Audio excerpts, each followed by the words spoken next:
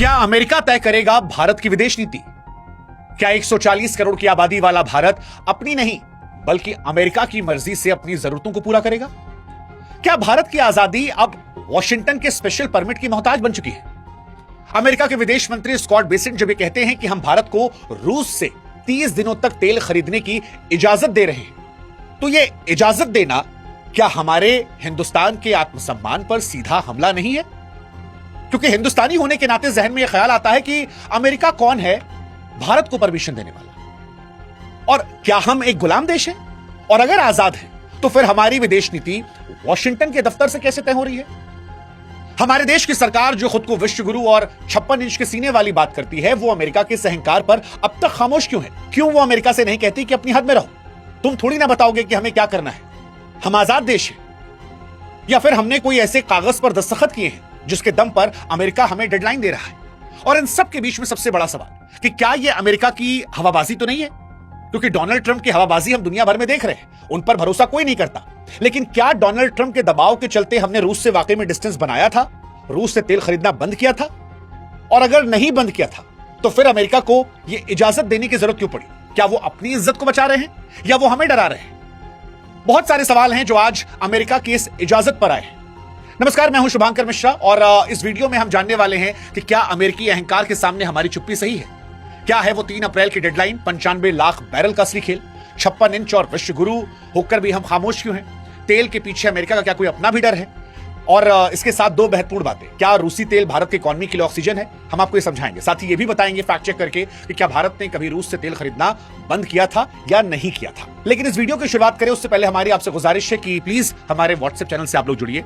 आप जुड़ेंगे तो हमारे वीडियोस आप तक अपने आप पहुंच जाएंगे, हमारी ताकत में भी इजाफा होगा और हम आप तक हर रोज की तरह यूं ही फैक्चुअल बातें निष्पक्षता से लाते रहेंगे और आप बिना राइट लेफ्ट गए सिर्फ सच्ची खबरों को जान पाएंगे।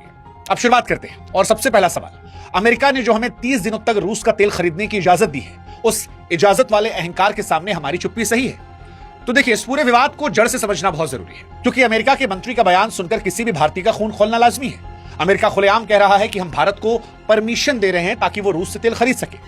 अब इस बात को गहराई समझिए, दुनिया के सबसे बड़े लोकतंत्र को एक दूसरे देश का मंत्री जो है वो परमिशन देने की बात कह रहा है कि वो किससे तेल खरीदे, किससे ना खरीदे। अगर ये बात सच है तो ये सिर्फ एक बयान नहीं है, ये हमें आर्थिक रूप से गुलाम बनाने की एक सोची समझी साजिश है। क्योंकि आज के दौर में भारत कोई कॉलोनी नहीं है, एक आजाद मुल्क है। भगत सिंह और महात्मा गांधी जी ने हमें आजादी इसलिए नहीं दिलवाई थी कि 80 साल बाद अमेरिका जैसा कोई देश हमें यह बताए कि सुनो, तुम इससे दोस्ती करोगे, इससे नहीं करोगे। और संप्रभुता का मतलब सिर्फ सीमाओं की रक्षा करना नहीं होता है, बल्कि बिना किसी बाहरी दबाव के अपने देश के आर्थिक हित में फैसले लेना भी होता है। अब यहां पर कुछ लोग आकर यह कह सकते हैं कि सर, ऐसा हो सकता है कि सरकार खामोश इसलिए हो क्योंकि सरकार चुपचाप कूटनीति कर रही है, सरकार अपना काम कर रही है, डोनाल्ड ट्रंप बोल रहे हैं। वैसे भी कहावत है कि हाथी चले बाजार, कुत्ते भौंके हजार। देखिए, ये वाली बात आ सकती है कि डिप्लोमेसी जो है वो शोर मचाकर नहीं की जाती, पर्दे के पीछे होती है। लेकिन यहां पर सवाल डिप्लोमेसी से आगे जाकर राष्ट्रीय सम्मान का भी है, और जब बात राष्ट्रीय सम्मान की हो तो चुप्पी को रणनीति का नाम नहीं दिया जाता।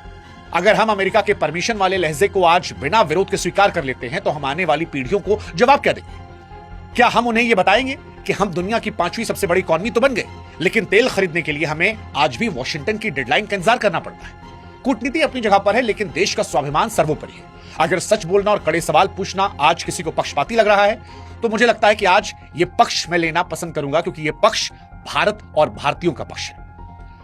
अब आते हैं दूसरे सवाल पर, क्या है अमेरिका की 3 अप्रैल की डेडलाइन और 95 लाख बैरल का असली खेल? देखिए, यहां से खेल बड़ा दिलचस्प है। अमेरिका का खेल समझिएगा। अमेरिका के ट्रेजरी विभाग की एक संस्था है OFAC। ये वो विभाग है जो दुनिया पर पाबंदियां लगाता है। इसी OFAC ने भारत के लिए डेडलाइन तय की है 3 अप्रैल। शर्त रखी है कि भारत केवल वही रूसी तेल ले पाएगा जो 5 मार्च तक जहाजों पर लोड हो चुका था। लेकिन इसके पीछे का मास्टर प्लान कुछ और है। ब्लूमबर्ग की रिपोर्ट कहती है कि इस वक्त लगभग 95 लाख बैरल रूसी तेल टैंकरों में भरकर हमारे समुद्र के पास वेटिंग मोड में खड़ा है। ये वो तेल है जो नो मैंस लैंड में, मझधार में अटका हुआ है। दरअसल अमेरिका चाहता है कि भारत इस 30 दिन की मोहलत में फंसे हुए स्टॉक को चुपचाप निकाले। क्यों? ताकि ग्लोबल मार्केट में तेल की कमी ना हो और अमेरिका में महंगाई ना बढ़े। यानी अमेरिका रूसी तेल को बाजार में लाना भी चाहता है और दुनिया को यह जताना भी चाहता है कि हम भारत पर एहसान कर रहे हैं, हम दुनिया का ख्याल रख रहे हैं और हम बिग बॉस हैं।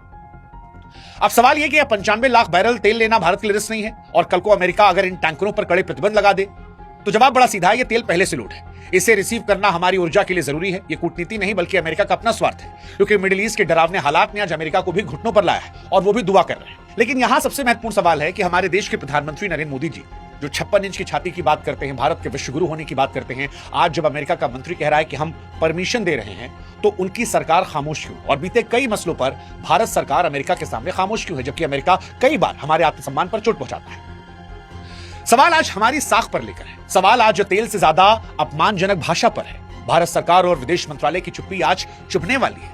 आज भारत के 140 करोड़ लोग ये जानना चाहते हैं कि आखिर क्या मजबूरी है कि हम अमेरिका की लगातार हो रही बदतमीजियों पर मौन हैं। एक तरफ हमसे कहा जाता है कि हम विश्वगुरु हैं, ये नया भारत है, ये अपनी नीतियां खुद तय करता है, हमारी अपनी एक धमक है। लेकिन सवाल यह है, क्या हमारी आजादी समझौते का विषय है? जिस 56 इंच के सीने से भारत के विपक्ष को जवाब दिया जाता है, भारत में भाषण दिए जाते हैं, वो साहस अमेरिका की इस व्यापारिक दादागिरी पर क्यों नहीं दिख रहा?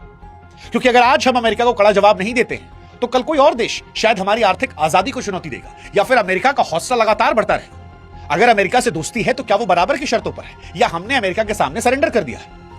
और अगर सरेंडर किया है तो क्या ये एक नए दौर की गुलामी नहीं है?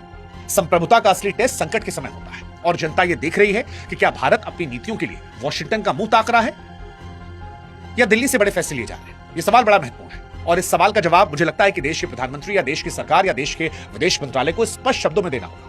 कई मसले ऐसे थे जहां पर खामोशी कूटनीति का हिस्सा हो सकती थी, लेकिन इस बार जो आक्षेप या कहें कि जो बदतमीजी अमेरिका की तरफ से की गई है, वो देश के आत्मसम्मान और स्वाभिमान पर है। और आत्मसम्मान और स्वाभिमान किसी भी रिश्ते में सबसे बढ़कर होता है।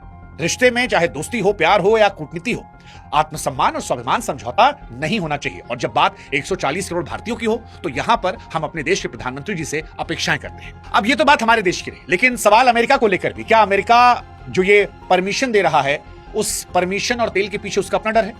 देखिए, हकीकत यह है कि अमेरिका ये छूट अपने खुद के बचाव के लिए दे रहा है। मिडिल ईस्ट में ईरान और इजराइल की जंग से कच्चे तेल की कीमतें $84 के पार चली गई। ईरान ने स्ट्रेट ऑफ हॉर्मुज को बंद करने की धमकी दी है, जहां से दुनिया की 20% तेल सप्लाई होती है। सऊदी और इराक के तेल क्षेत्रों पर हमले हो रहे हैं। अगर वहां तनाव और बढ़ा और भारत ने भी रूस से तेल लेना बंद कर दिया, तो तेल की कीमतें $100 से $120 के पार जा सकती है। अमेरिका जानता है कि अगर ऐसा हुआ तो पूरी दुनिया के साथ साथ अमेरिका में भी हाहाकार मच जाएगा। वैसे भी अमेरिका में हाहाकार मचा है। युद्ध रोकने के लिए वहां पर वोट डाले गए। हालांकि वो वोट डोनाल्ड ट्रंप के युद्ध को रोक नहीं पाए, लेकिन वो तस्वीरें, वो वीडियोस दुनिया देख रही है, जहां पर फौजी आ रहे हैं और शिकायत कर रहे हैं, लड़ रहे हैं। एक फौजी का तो हाथ तोड़ दिया गया, जिसने कहा कि इस युद्ध में वो जान गंवाना नहीं चाहेंगे। और अमेरिका के अंदर ये आवाजें बढ़ रही हैं। जब ये आर्थिक चोट बढ़ेगी तो शायद डोनाल्ड ट्रंप के माथे पर और पसीना आएगा। वैसे भी डोनाल्ड ट्रंप आजकल टोना टोटका और दुआ कर रहे हैं, और ये सारी चीजें बता रही है कि युद्ध में जैसा उन्होंने सोचा था वैसी कहानियां नहीं जा रही। हालांकि यहां पर कुछ लोग भारत के अंदर ये कह सकते हैं, सरकार के समर्थक, कि क्या अमेरिका से पंगा लेना सही है, ये जानते हुए कि डोनाल्ड ट्रंप किस प्रकार के हैं? क्या हमें अमेरिका के साथ अपने व्यापारिक और रक्षा समझौतों की चिंता नहीं होनी चाहिए? देखिए, मैं हमेशा कहता आया हूं कि रिश्ते बराबरी के होते हैं, गुलामी के नहीं। अगर अमेरिका को हमारी जरूरत डिफेंस पार्टनर के तौर पर है, तो उसे हमारी ऊर्जा जरूरतों का सम्मान करना होगा। इसके लिए राष्ट्रपति ट्रंप के ऊर्जा एजेंडे के तहत 30 दिन का स्पेशल लाइसेंस भारत पर एहसान नहीं है, बल्कि खुद के तेल के संकट और पेट्रोल की बढ़ती कीमतों से बचाने का अमेरिकी पैतरा है। वो चाहते हैं कि भारत रूसी तेल खरीदता रहे ताकि बाजार जो है स्थिर रहे, लेकिन साथ ही वो दादागिरी दिखाना चाहते हैं, और ये भारत के आत्मसम्मान पर अगर वो करेंगे तो ये जायज नहीं होना चाहिए। अब सवाल है कि रूस का तेल भारत की इकोनॉमी के लिए क्या ऑक्सीजन है? बिल्कुल, ये बहुत बड़ा सवाल है। भारत के लिए रूसी तेल की जरूरत को समझना बहुत बहुत जरूरी है, क्योंकि हम अपनी जरूरत का 88% तेल विदेशों से मंगाते हैं। रूस हमें अंतर्राष्ट्रीय बाजार के मुकाबले भारी डिस्काउंट पर तेल ऑफर करता है। पिछले कुछ सालों में इस सस्ते तेल की वजह से भारत ने अरबों डॉलर बचाए हैं, जिससे हमारे देश में पेट्रोल डीजल की कीमतें काबू में रही हैं। अगर आज हमें यह सस्ता तेल मिलना बंद हो जाए तो देश में महंगाई 7वें आसमान पर पहुंच जाएगी। इसके अलावा मिडिल ईस्ट में जारी जंग की वजह से वहां के रास्ते असुरक्षित हो गए, जबकि रूस से तेल मांगना हमारे लिए एक भरोसेमंद और सुरक्षित विकल्प है। हमारी रिफाइनरियां भी रूसी कच्चे तेल को साफ करने के लिए पूरी तरह सक्षम है। इसलिए किसी भी शर्तों पर निर्भर रहने के बजाय भारत को अपनी ऊर्जा सुरक्षा खुद देखनी होगी। और सबसे जो दिलचस्प बात है वो ये है कि अमेरिका के इस तथाकथित इजाजत से पहले भी क्या भारत तेल खरीदने से रुका था? यह सवाल बड़ा महत्वपूर्ण है कि क्या भारत ने अमेरिका के दबाव में रूस से तेल खरीदना कभी बंद किया था? देखिए, आंकड़े गवाह हैं कि भारत ने रूस से तेल खरीदना कभी भी बंद नहीं किया।